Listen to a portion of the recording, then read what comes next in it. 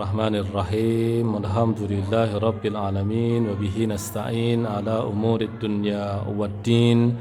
Wassalatu wassalamu ala asyrafil anbiya'i wal mursalin Muhammadin wa ala alihi washabbihi ajma'in. Amma ba'du. Rabbana zidna ilma warzuqna fahma. Allahumma taqabbal minna innaka antas samiul alim wa tub alaina innaka antal ghafurur rahim. Bapak Ibu jamaah sekalian yang dirahmati Allah, alhamdulillah pada sore hari ini bisa berkumpul dan bertemu kembali di masjid ini, fi baitin min buyutillahi azza wa jalla, di salah satu rumah di antara rumah-rumah Allah Subhanahu wa taala. Dan seperti biasa kita meniatkan beberapa hal ya, dengan duduknya kita di tempat ini. Kita berniat iktikaf ya, lalu kemudian kita juga berniat tolabul ilmi, serta satu lagi kita berniat takjil ya, kita berniat untuk ketika datang waktu berbuka nanti kita bersegera untuk berbuka dan dilanjutkan dengan beribadah sholat maghrib ya. Kalau di antara kerawanan kalau buka di rumah itu biasanya makannya agak lama, lalu kemudian mungkin kekenyangan sehingga kemudian kehilangan maghrib berjamaah, itu eman-eman.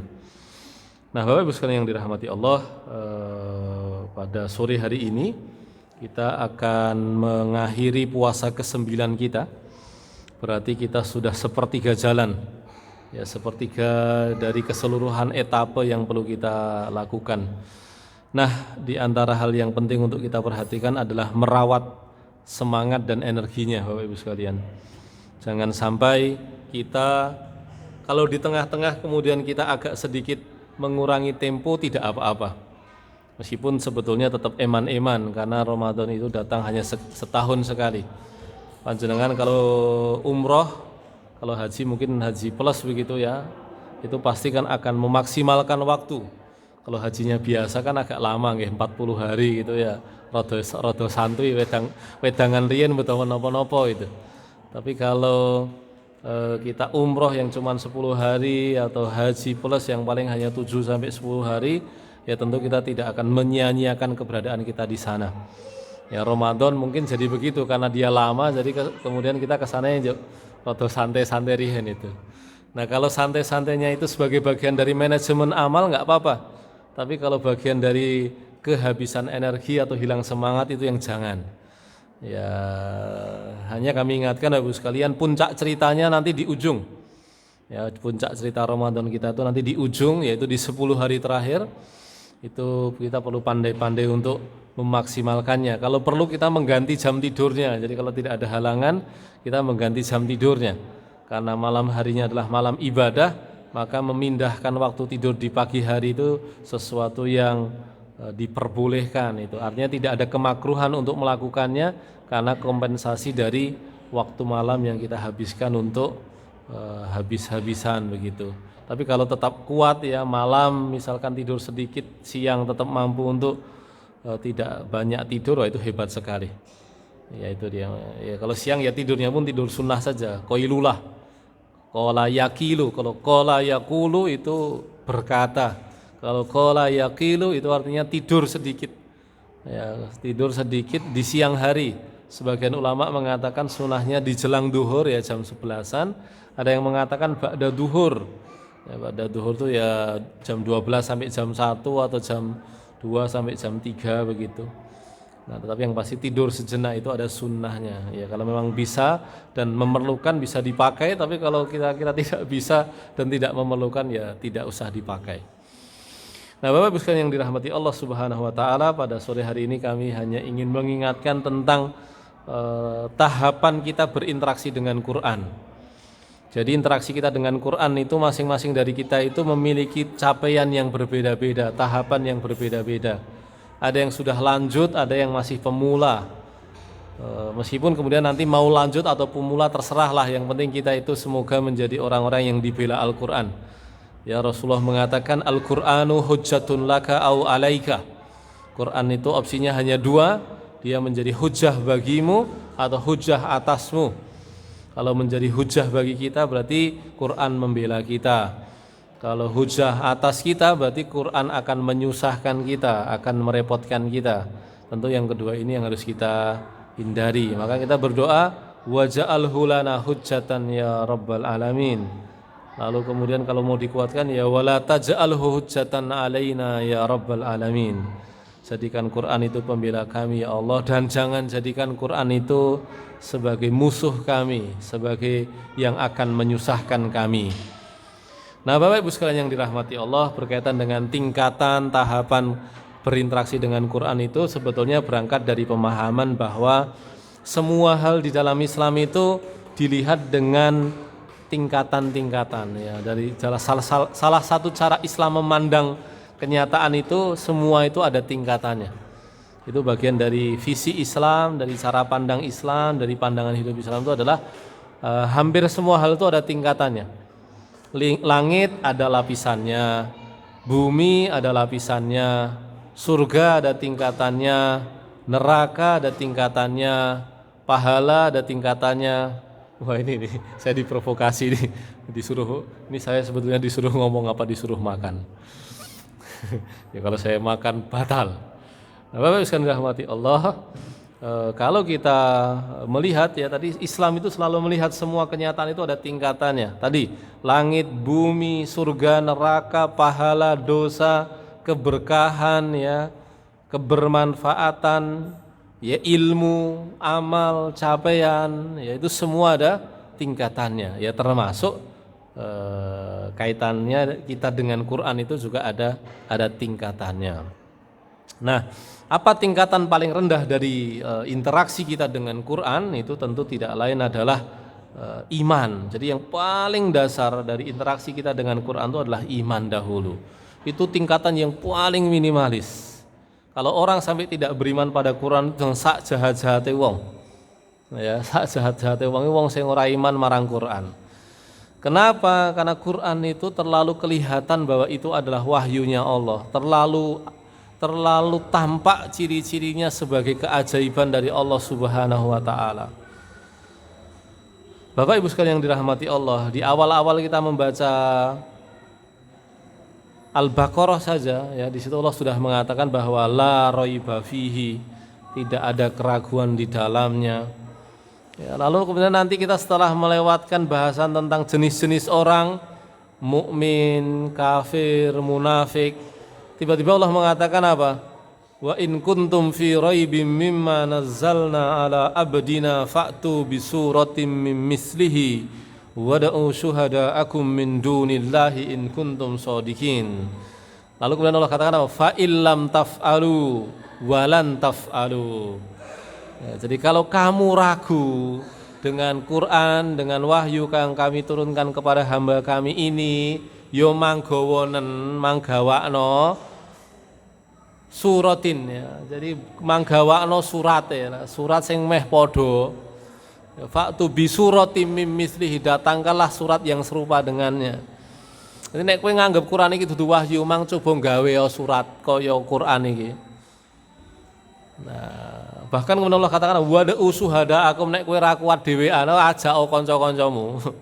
Lah diajak-ajakan rombonganmu, bolo-bolomu nek perlu. Min dunillah, liyane Gusti Allah. Ya, in kuntum shadiqin, nek kowe ndek kanca menungso, jin, robot. Kalau sekarang ada AI ya, ada artificial intelligence, manggawonen sisan. Gawenen surat kaya Quran. In kuntum shadiqin, nek kowe iki jen bener. Lalu Allah katakan fa illam tafalu, nek kowe ra iso. Walan tafalu tur tenan, wis percaya wae kowe ra iso. Ya Gusti Allah itu sudah pastikan ya. Poinnya apa Bapak Ibu sekalian? Quran itu berani menantang kita semuanya sepanjang zaman. Kalau kita enggak percaya bahwa Quran ini wahyu, kita disuruh buat satu surat aja. Nek enggak mampu satu surat, di ayat yang lain dikatakan 10 ayat. Masih enggak mampu juga seayat. Nyatanya apa? Sudah berlalu 1400 tahun dan tidak ada satupun orang yang bisa melakukannya. Orang yang paling pintar bahasa Arab sekalipun juga enggak ada yang mampu. Berarti udah wis nyoto Quran itu wahyu. Kalau Quran itu wahyu ya sudah, iman saja. Jangan melarikan diri. Ya, enggak mau percaya ditantang rawani bar kuwi ngalih. Itu kan jirih toh sebetulnya kan. Ya sudah, kalau kita enggak bisa membuat serupa Quran wis manuto. percaya nek Quran kuwi wahyune Gusti Allah. Wis tampani wae. Nah, jadi yang paling dasar itu adalah kita yakin betul bahwa Quran ini adalah wahyunya Allah Subhanahu wa taala. Nah, lalu kemudian kita bergerak secara perlahan naik ke tingkat yang lebih tinggi. Bukan hanya percaya, kita belajar untuk bisa membunyikannya, bisa untuk membacanya. Kenapa kita katakan membunyikannya? Karena asalnya bahasa kata itu adalah bunyi yang punya arti. Bunyi yang punya arti. Dan Quran itu Bapak Ibu sekalian dikatakan dibaca itu kalau kita bunyikan. Jadi kalau kita membacanya di batin itu kita tuh tidak mendapatkan keutamaan seperti yang dijanjikan. Ulama mengatakan membaca itu talafut. Talafut itu artinya menggerakkan lidah. Nah, kalau kita sholat, kita membaca bacaan sholat, tapi kok tidak menggerakkan lidah, sholatnya tidak sah. Jadi mohon diperhatikan Bapak Ibu sekalian, kalau kita sholat, kita membaca bacaan sholat, kok tidak menggerakkan lidah, namun kebatinan, di batin maksudipun, mila niku sholatipun boten sah. Tapi kalau menggerakkan lidah meskipun tidak ada suaranya keras, itu sudah termasuk membaca. Nah, adapun Quran dia punya keutamaan yang lebih besar ketika kita tidak hanya sekedar menggerakkan lidah ketika membacanya, tapi kemudian ada suaranya yang kita sendiri bisa mendengarnya. Disitulah kita bisa merasakan iramanya, merasakan emosinya, merasakan pesan-pesan Allah yang terkandung dalam bunyi dan artinya. Itu dengan cara menggerakkan lidah, membunyikannya sehingga minimal kita sendiri mendengarnya. Kalau dalam sholat malam untuk mengantisipasi ngantuk kita bisa membacanya sedikit lebih keras sehingga sekalian menghilangkan ngantuknya. Atau nggih mboten sabar niku bungak-bungok bismillah. Nah niku biar niku ora sida khusuk malah ming ngundang tanggane niku mah ngopo iki. Jam 3 bengak-bengok iki ngopo? Nah, tapi kembali urusan rahmati Allah, asalnya membaca itu dengan menggerakkan lidah, dan ketika kita membaca Quran, hendaknya dengan mengeraskan suara, minimal kita sendiri mendengarnya sehingga bisa merasakan manfaatnya, mendapatkan faidahnya. Nah, ketika kita belajar membaca Quran, Bapak Ibu sekalian yang dirahmati Allah, yang paling awal tentu membaca huruf hijaiyah. Membaca huruf hijaiyah itu berarti presisinya seperti orang Arab. Nah itu dia. Maksudnya apa? H dibaca H, H dibaca H, H dibaca H. Karena kalau mboten presisi mengke artinya beda. Kami kalau pengasuh itu kadang-kadang nek nggojani santri sing ngapalane unine niku mboten presisi itu ngene. Bar mudhun ayat anyar apa piye? Karena apa? Karena dia yang membunyikan tidak presisi. Kenapa? Kami berikan contoh misalkan Bapak Ibu sekalian, alhamdulillah dalam Al-Fatihah itu kan artinya kan segala puji bagi Allah. Ketika kita membacanya menjadi alhamdulillah, itu kita mengubah pujian menjadi hinaan.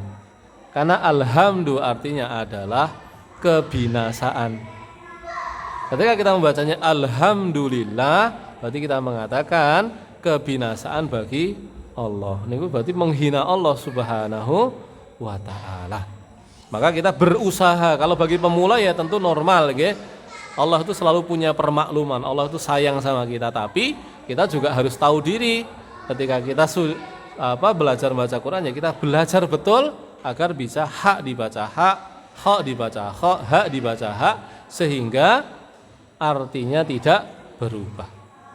Nah, selain presisi bunyi, itu juga berlaku berkaitan dengan tasdid dan panjang pendek. Karena perubahan tasdid dan panjang pendek itu juga mengubah arti. Contoh adzan niku teng desa, adzane jam sekawan. Ya pun lah mboten napa kan nggih. Soale kan kalih nunggu sing do tandur niku bali.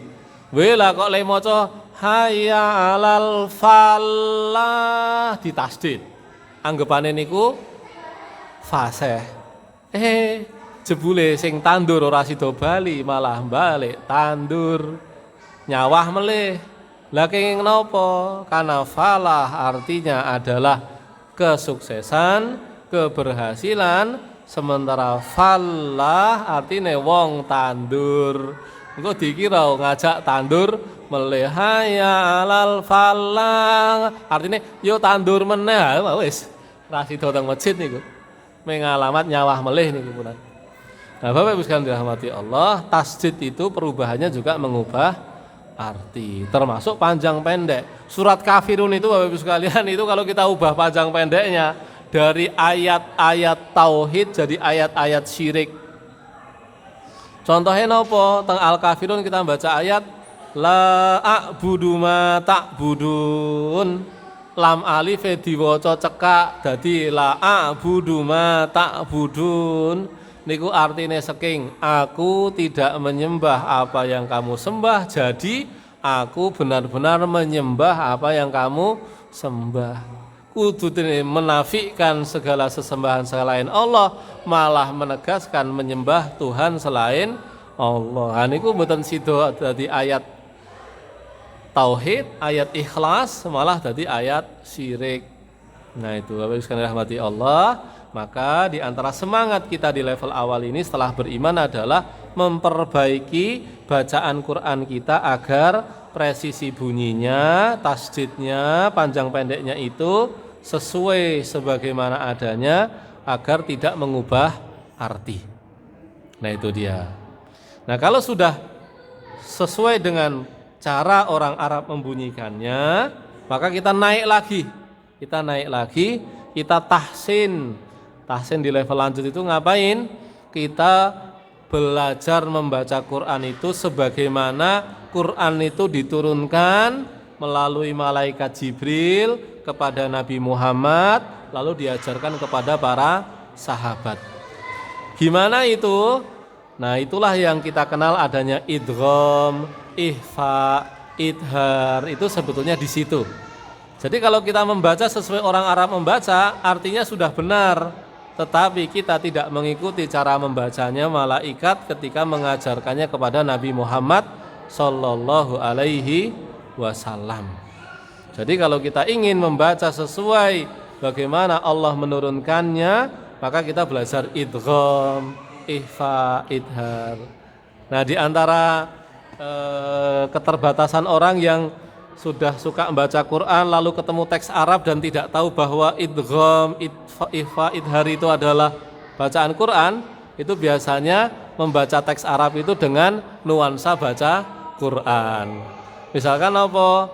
Baca insya Allah diihfake, insya Allah itu. Nah itu contoh orang yang cara membaca Quran dipakai untuk membaca teks Arab. Ya tentu tidak apa-apa. Hanya bagi yang tahu teks Arab jadi lucu aja, terdengarnya itu jadi kayak mau baca Quran terus begitu. Nah, jadi Bapak sekalian rahmati Allah, di tingkatan pertama kita mengimani, tingkatan kedua kita membaca sebagaimana orang Arab membaca, kemudian di tingkatan ketiga kita membaca sebagaimana malaikat Jibril mengajarkannya kepada Nabi Muhammad Sallallahu Alaihi Wasallam. Itu di tingkat yang ketiga. Di tingkat yang lebih tinggi, kita tidak hanya sekedar membaca benar, tidak hanya sekedar membaca sebagaimana Quran diturunkan, tapi kita juga melancarkannya sedemikian rupa sehingga lidah kita tuh lanyah. Sehingga lidah kita ini terbiasa, terlatih kulino anggenipun lemaos Quran. Bapak Ibu sekalian dirahmati Allah, kan kita sempat dengar ya cerita ada orang bule belajar basa Jawa kalih wong Jawa dinakali, digarapi, diajari ngomong miso itu. Ya kan pernah dengar toh? Itu cerita-cerita kan begitu. Nah, terus kemudian ketika dia diajari miso, ya kalau yang sudah tahu bahasa Jawa nggih lanyah basa Jawa nih. Tapi bagi yang enggak tahu kan pisuhane niku kan wagu, nggih, mboten merdu itu. Panjenengan mawon lah yang tidak terbiasa memaki orang, tidak bisa misalkan ngomong as sikil papat. Ngoten misalkan niku nek ajeng misuh niku wagu. Nggih mboten. Nek mboten tahu misuh niku wagu. Nggih sami. Nggih nek orang sudah biasa misuh niku fasih banget itu dia. Nah, jangan sampai ketika kita mengucapkan sesuatu yang jelek itu kita lanyah, tapi ketika membaca Quran kita tidak lanyah. Nah, jadi semangat selanjutnya bagi yang sudah bisa membaca hijaiyah, bisa membaca sebagaimana orang Arab membaca, sudah bisa membaca sebagaimana Quran diturunkan, kita belajar melancarkannya. Nah, saking sayangnya Allah pada kita membaca grodal-gradul mawon ganjarane kalih. Kanjeng Nabi niku ngendika man qara'al Qur'an wa huwa yatata falahu ajron. Sapa wonge sing maca Quran lan dheweke kuwi grodal-gradul kangelan, mula ganjarane loro. Loro niku napa? Setunggal ganjaran maos Quran, ingkang setunggal niku ganjaran kangelan. Karena orang itu kalau belum lanyah itu yang baca itu tarik nafasnya itu biasanya terlalu dalam sehingga cepat capek, cepat lelah. Nah, kelelahan itulah yang kemudian membuat yang bersangkutan mendapatkan pahala double. Nggih, dadi sing angsal mboten namung seneke double tapi ganjarane nggih double. Kalau adik kita senangnya kan golek double itu kan. Nah, yang baca Quran grodal-gradul niku nggih double, Pak. Pahala membaca Quran dan pahala kesusahannya. Nah, tetapi yang membaca Quran lancar itu Nabi ngendika napa? Ma'as safaril kiramil bararah. Niku tingkatanipun niku disarengaken kalian para malaikat ingkang mulya. Jadi kalau membaca kayak grodal-gradul pahalanya besar, lancar itu lebih besar lagi. Jadi pilihannya cuma dua, besar atau besar banget. Nah, ini kalau sayangnya Gusti Allah kalih kita niku. Jadi awak dhewe niku macane grodal-gradul ganjarane kathah, macane lancar luwih kathah malih. Nah, itu dia. Itu kalau dalam bahasa Arab istilahnya fadil dan mafdul. Mboten dhaif, mboten lemah. Ton meng kuat banget, kalian rada kuat. Apa kuat kalian kuat sangat. Nah, niku ngoten. Nah, Bapak Ibu sekalian, kalau kita sudah diberikan kelancaran ataupun belum diberikan kelancaran, bagus kalau kemudian kita tuh tidak hanya sekedar lancar nggak lancar, tapi punya jadwal rutin pertemuan kita dengan Quran. Nah, itu dia. Jadi istilahnya tuh kalau dalam istilahnya para ulama tuh punya wirid. Wirid itu adalah, nah ini dia, kalau sebagian saudara-saudara kita nganggap wirid itu hanya zikir. Kalau Imam Ghazali di dalam Ihya mengatakan wirid itu adalah segala bentuk ibadah sunnah yang kita lumrahkan, yang menjadi ciri khas kita di hadapan Allah. Ada orang yang wiridnya sedekah karena dia merasa dimudahkan Allah dalam harta, dia ingin hartanya dilapangkan Allah, tapi nek ajeng salat duha angel. Maklum kan pegawai itu kan kadang-kadang kan jam 8 kalau dia salat duha dia malah mengkhianati pekerjaannya. Sementara kalau dia jam 6 berangkat, nah dia harus mengantar anaknya dulu. Nah, karena dia profesional, dia tinggalkan yang sunnah, dia jalankan yang wajib. Apa? Misalkan dia pegawai pemerintahan, dia kerja, dia ibadahnya apa? Melayani masyarakat. Saya pernah itu ketika berurusan dengan kecamatan, saya lupa kecamatan mana itu, saya ketemu bahwa bapak tuh udut, brengosnya kandel ngoten, saya udah suudon dah. Saya udah suudon. Iki kene angel iki, kene angel iki. Pun kula nyuwun sewu Pak, niki ajeng legalisir. Pun Mas, paring kiriku. 5 menit niku rampung. Wah, saya wis ngerasa bersalah, saya itu suudone selek tenan. Niki pun Pak, nggih pun. Terus niki enten biaya mboten? Nggih mboten. Pun kewajibane kita niku, kewajibane kami niku nggih jan ngoten, Pak. Wah, jos tenan niki. Niki betul-betul pro niki. Mboten namung pro, legend punan. Ya, dia santai tapi ternyata geraknya cepat selesai gitu. Masya Allah kan. Nah, orang begini ini bisa jadi dia nggak punya sholat sunnah. Dia meninggalkan yang sunnah, tapi dia menjalankan yang wajib, menjalankan tugasnya sebagai seorang pelayan masyarakat secara sempurna. Lalu duitnya banyak, Allah berkahi hartanya. Nah, kemudian karena dia ingin punya harta lebih banyak kan boleh kan? Allah katakan dalam Quran, was'alullaha min fadlih. Mintalah kepada Allah keutamaannya. Perkara donya niku nek Quran nyebutnya fadl. Nggih, fadl. Nggih, Quran itu nyebutnya fadl. Setan itu menakut-nakuti kita dengan kemiskinan. Asyaitanu ya'idukumul faqra wa ya'murukum bil fahsya. Setan niku meden-medeni awake dhewe kalian kemiskinan, kefakiran, bibar niku ngangkon awake dhewe niku nglakoni sing ala. Niku setan. Nek Gusti Allah pripun? Wallahu ya'idukum maghfiratan minhu wa fadla.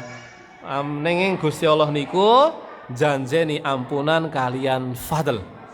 Fadl niku keutamaan. Keutamaan itu berbagai format dunia. Ada kesehatan, ada kekayaan, ada keberkahan, ada bisa jadi berupa tanah, bisa berupa harta, bisa anak soleh, bisa kawan yang menyenangkan, bisa tetangga yang menyenangkan. Fadl itu macam-macam. Allah menyuruh kita was'alullaha min fadli. Mintalah pada Allah fadl. Napa terserah nyuwun, mang nyuwun. Niki sasi Ramadan panjenengan punya 24 jam untuk doa, minta. Bulan Ramadan itu bulannya minta, pagi siang sorenya itu minta. Jadi Bapak Ibu sekalian nek panjenengan niku sek duwe hajat, nyuwun niku mboten sah nunggu bibar salat tok, pun teng dalan jenengan sek kepikiran apa pun langsung nembung mawon ya Allah nyuwun napa? Nyuwun. Nah, kasusnya orang tadi sekalian, tadi dia pengen dunia. Dia sudah profesional, Allah berkahi, dia kemudian ibadahnya apa wiridnya? Sedekah. Sedekahnya apa? Dia misalkan saya nanggung ngarak yatim, nyekolah ke cah yatim. Ada yang begitu. Ada yang wiridnya apa? Ada yang wiridnya itu sholat sunnah. Petani kalih nunggoni tanduran nggih, salat sunnah. Duhane rolas, jos niku. Sak rakaat satu sayat. Wah, sewi niku. Sewi tenan. Niku nanti nunggoni malah dikira manuke niku orang-orangan sawah niku. Nanti manuke wis salah paham niku. Saking suwine le ngadeg niku. Nah, enten sing wirite duha, ada yang wiridnya Quran. Nah, Bapak Ibu sekalian dirahmati Allah, wirid itu menjadi penciri kita di hadapan Allah nanti. Enten wong sing mlebu swarga lewat pintu poso. Niku sing seneng poso. Royan nami pintu swarganipun royan. Enten sing mlebet swarga niku mergo wirite sedekah. Enten sing mlebet swarga niku wirite niku salat sunah. Enten sing wirite niku ngewangi wong liya. Saya termasuk orang yang sangat terkesan dengan orang yang sukanya di perempatan mengatur lalu lintas. Saya sangat yakin kalau orang itu beriman pada Allah, dia menjaga sholatnya, yang dia lakukan itu melebihi pahalanya orang yang sholat sunnah banyak. Karena apa? Melalui keberadaan dirinya dia menguraikan kemacetan. Rasulullah SAW, meskipun hadis ini dhaif, tapi para ulama menerimanya. Rasulullah mengatakan membantu urusan orang, ya kata Kanjeng Nabi, ahabba ilayya minal i'tikafi masjidi hada. Nabi ngendika nggih ngewangi wong liya ngurusi urusane, gampange urusane niku luwih tak senengi mbangane iktikaf ning Masjid Nabawi.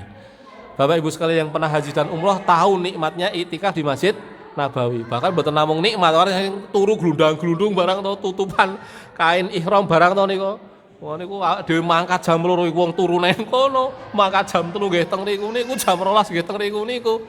Tapi Kanjeng Nabi ngendika napa? Ngewangi uang. Jadi Bapak Ibu sekalian nek panjenengan duwe kanca mara nek namung butuh, bersyukurlah pada Allah. Panjenengan niku berarti diandalke teng waktu-waktu paling angel. Dan Allah niku menakdirkan panjenengan niku golek ganjaran nglewati ngewangi wong liya. Hadisnya banyak. Man yasarallahu yasarallahu yaumal qiyamah, man yasara an mu'sirin yasarallahu fid dunya wal akhirah. Wah, macam-macam. Jadi kalau kita bisa memudahkan urusan orang itu senanglah, karena ada kemudahan Allah di situ, ada pertolongan Allah di situ, ada banyak hal. Nah, tetapi kembali tadi Bapak Ibu sekalian dirahmati Allah, hendaknya masing-masing kita punya wirid Quran meskipun hanya sehari sehalaman. Nek riyen, nek bapak-bapak sepuh riyen, cetakan Qur'ane niku tesih Menara Kudus, niku biasanya penandane ruku. Nggih mboten?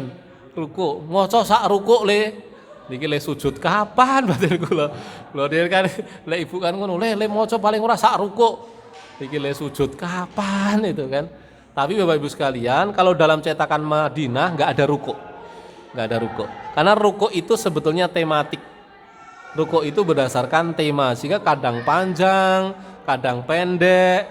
Mulane nek pas dikon maca Quran kalih wong tuwa niku ketemu rukuke dawa, wah niku wis besungut niku. Wah, dawa. Nah niku bocah. Tapi kalau dicetakan Madinah, Bapak Ibu sekalian yang dirahmati Allah, enggak ada rukuk. Ukurannya itu stabil, konsisten, yaitu 1 juz itu terdiri dari 2 hizib, ya. 1 hizib terdiri dari 4 rubuk. Nah itu dia. Nah 1 juz rata-rata 20 halaman, 1 hizib rata-rata 10 halaman, 1 rubuk rata-rata 2,5 halaman. Nah kalau kita mau buat ukuran bisa sehari sehalaman, besoknya naik 2 halaman, besoknya naik 1 rubuk, besoknya naik 3 halaman, 4 halaman, besoknya lagi 2 rubuk, nah gitu. Nah Bapak Ibu rahmati Allah, meskipun sedikit, idealnya kita punya hizib, punya wirid, ya, punya wirid, punya amal-amal yang rutin, ya, diantaranya tentang Quran itu ukuran tertentu yang kita akses secara rutin. Nah di dalam Ramadan begini, Bapak Ibu sekalian, itu nek bisa ukurannya dinaikkan dahulu. Mayoritas sahabat itu hatamnya sepekan sekali dari Jumat ke Jumat. Nah di bulan Ramadan itu menjadi 3 hari sekali. 3 hari sekali. Kalau tahun lalu saya dengar ada anak dari Pondok Al-Hikmah Bogor kalau tidak salah, itu 34 hari itu hatam 40 kali selama Ramadan. 34 hari Pak. Jadi kalau kita dengar dulu Imam Bukhari hatam Ramadan 40 kali, itu kan 1200 tahun yang lalu. Tapi ketika kita dengar adik kita, oh ya berarti Cen mampu tenan ya, ada orang-orang yang Allah mudahkan. Nah tentu kalau yang begitu itu Bapak Ibu sekalian itu betul-betul ngoyak hafalan, itu ngoyak setoran, ngoyak murojaah, ya. Kita tentu tidak perlu sebanyak itu. Tetapi yang penting adalah kita di bulan Ramadan ini bisa intinya banyak bacanya. Ada anekdot ya di zaman modern ini tentang Quran. Ada ulama ditanya, ya Syekh, kaifa halus salaf ma'al Quran? Nyun sewu Pak Yai, riyen niku nek wong saleh niku kalih Quran pripun to? Jawabanipun, haluhum ma'al Quran kama halukumul an ma'a jawwalikum. Nek wong saleh dhisik iki nek karo Quran iki kaya kowe saiki karo HP-mu. Niku pripun? Kita niku kali HP niku titik-titik buka gitu. Nah, Bapak sekalian dirahmati Allah, tampaknya waktunya sudah habis ya. Lalu sih 46 sih. Nggih Bapak sekalian, subhanakallahumma bihamdika asyhadu an la ilaha illa anta astaghfiruka wa atubu ilaik. Silahkan membatalkan puasanya dan berdoa karena ini waktu mustajab ya, baik waktu puasa maupun waktu buka itu waktu mustajab. Assalamualaikum warahmatullahi wabarakatuh.